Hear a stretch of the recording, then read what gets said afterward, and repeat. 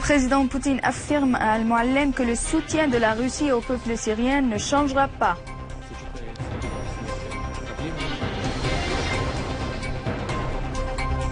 Al-Muallem affirme que la Syrie trouve que la meilleure voie pour préparer une conférence réussie à Genève passe par Moscou.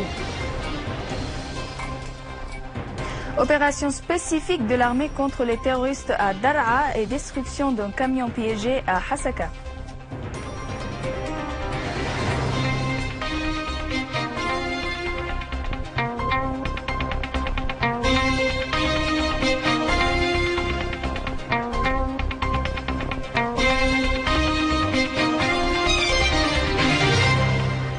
Mesdames et messieurs, bon après-midi. Après les titres, voici notre journal. Le ministre russe des Affaires étrangères, Sergueï Lavrov, a affirmé dans une conférence de presse conjointe avec son homologue Walid al-Muallem que tous les pays de la région devraient surmonter leurs différends pour conjuguer leurs efforts et focaliser sur la lutte antiterroriste. La Russie va continuer à soutenir le peuple syrien face aux difficultés actuelles, a ajouté le chef de la diplomatie russe. Pour sa part, le ministre al-Muallem a indiqué que Poutine lui avait affirmé la nécessité de créer une coalition régionale pour combattre le terrorisme. Au sujet des négociations intersyriennes pour trouver une issue à la crise, Al-Muallem a fait noter que la Syrie trouve que la meilleure voie pour préparer une conférence réussie à Genève passe par Moscou. Il a souligné avoir obtenu une promesse du président Poutine de continuer à soutenir la Syrie sur les plans politiques, économiques et militaires. Le président russe Vladimir Poutine a affirmé lors de sa rencontre avec le vice-président du Conseil des ministres, ministre des Affaires étrangères et des expatriés, Walid al-Muallem, à Moscou, que le soutien de la Russie à la Syrie, sa direction et son peuple ne changera pas. Poutine a exprimé sa confiance en la victoire du peuple syrien. La Russie suivait les développements des situations d'agression déclenchées par les forces du terrorisme international, mais la Russie est confiante que le peuple syrien va triompher en fin de compte, a affirmé le président russe. Il a souligné la disposition de Moscou à soutenir Damas au cas où elle penserait à faire partie d'une alliance régionale pour lutter contre Daesh. Une alliance qui comprendra entre autres la Turquie, la Jordanie et l'Arabie saoudite. La création de telles alliances est difficile vu les divergences et les confusions des relations entre les pays, a clarifié Poutine, ajoutant que la lutte contre le terrorisme exige l'unification des efforts de tous les pays de la région. Le ministre russe des Affaires étrangères, Sergueï Lavrov, avait en outre affirmé au cours de sa rencontre avec le ministre al-Muallem que la Russie allait continuer à aider le peuple syrien pour mettre fin au terrorisme. Lavrov a souligné que tous les pays, y compris les États-Unis, sont d'accord sur le fait que la crise en Syrie ne pourrait être résolue que par la solution politique. Lavrov a fait noter que lorsque le terrorisme commence à menacer la région tout entière, il ne faudrait pas qu'il ait des prétextes pour prolonger le processus politique. Le ministre al-Muallem a, de son côté, affirmé que la Syrie a confiance en ses relations avec la Russie et qu'elle la remercie pour son aide. Nous sommes là pour examiner les consignes fournies pour les deux directions syriennes et russes pour trouver une solution politique à la crise en Syrie, a ajouté al-Muallem. Le ministère des Affaires étrangères et des expatriés a affirmé que les actes terroristes visant les villes syriennes et ceux survenus récemment en Tunisie, au Koweït, en Irak et dans d'autres pays sont condamnés par la Syrie et sont dus au mutisme de la communauté internationale à l'égard des pays soutenant le terrorisme en Syrie. Dans deux messages adressés au secrétaire général de l'ONU et au président du Conseil de sécurité, le ministère a indiqué que ces actes terroristes avaient confirmé la justesse des positions et de la vision de la Syrie quant au fait que le terrorisme est un mal absolu et n'a rien à voir avec une patrie ni une religion, soulignant que la lutte contre le terrorisme implique un véritable effort international. Le ministre a dit que les derniers actes terroristes sont simultanés avec l'escalade par les réseaux terroristes de leurs crimes dans plusieurs villes syriennes par le biais d'un appui direct de la Turquie, de la Jordanie, d'Israël, de l'Arabie saoudite et du Qatar.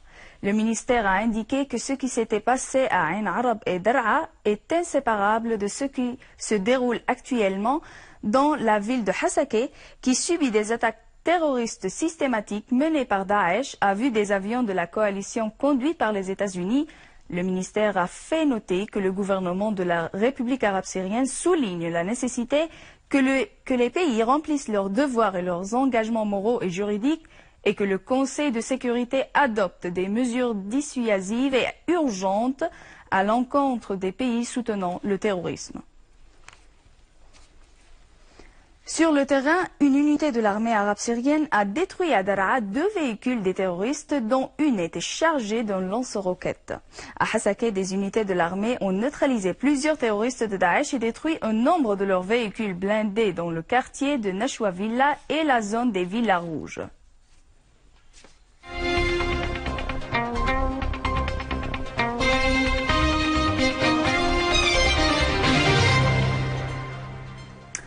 Une cérémonie religieuse a été organisée à l'église de Mazza à Damas pour célébrer la fête des 2 saints, Pierre et Paul. En présence de plusieurs personnes de la communauté orthodoxe, une cérémonie religieuse a été organisée à l'église Mazza à Damas à l'occasion de la fête des 2 saints, Pierre et Paul. Nous célébrons aujourd'hui la fête de l'église d'Antioche et de nombre de ses fondateurs, à savoir les 2 saints Pierre et Paul.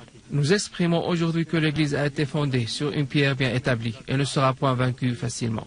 Nous sommes ici aujourd'hui pour présenter des chants de patrimoine qui rassemblent en fait tous les gens à l'occasion de la fête des 2 saints Paul et Pierre. J'étais très ravie, vraiment, je suis très ravie de participer à de telles activités, de tels festivals, parce que je vois ce festival, ou bien cette participation, ma participation ici, c'est à l'église, à cette église. Donc, imaginez-vous, à Damas, il n'y a pas de fanatisme. Il n'y a pas de fanatisme. Tous sont des musulmans, des chrétiens, tous ensemble. En Amérique, en France, j'ai pas trouvé mieux que ça. Vraiment. La cérémonie a compris une soirée lyrique présentée par le groupe Luna de chant collectif et l'église de Saint-Nicolas sous la supervision de Hossam Eddine Brimo.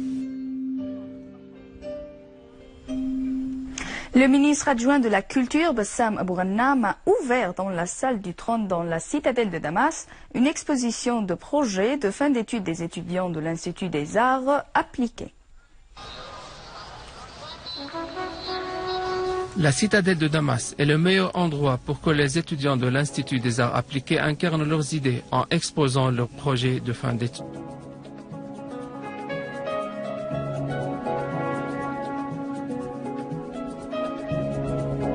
L'exposition a inclus des œuvres de calligraphie arabe, de sculpture sur céramique et de photographie.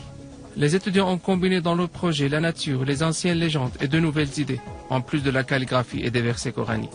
Ce sont les étudiants de la Syrie qui confirment jour après jour leur fermeté et leur capacité de persister et d'être créatifs.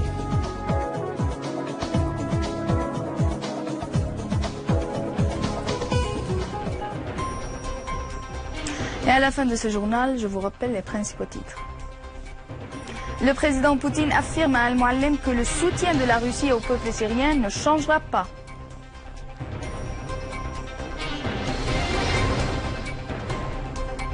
Al-Muallim affirme la Syrie trouve que la meilleure voie pour préparer une conférence réussie à Genève passe par Moscou.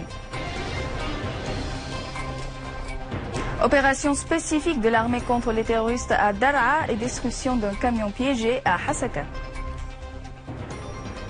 Je vous rappelle que vous pouvez suivre nos émissions sur Syrian Satellite Channel sur YouTube pour revoir ce journal et davantage d'informations. Merci de nous avoir suivis et bonne journée à tous.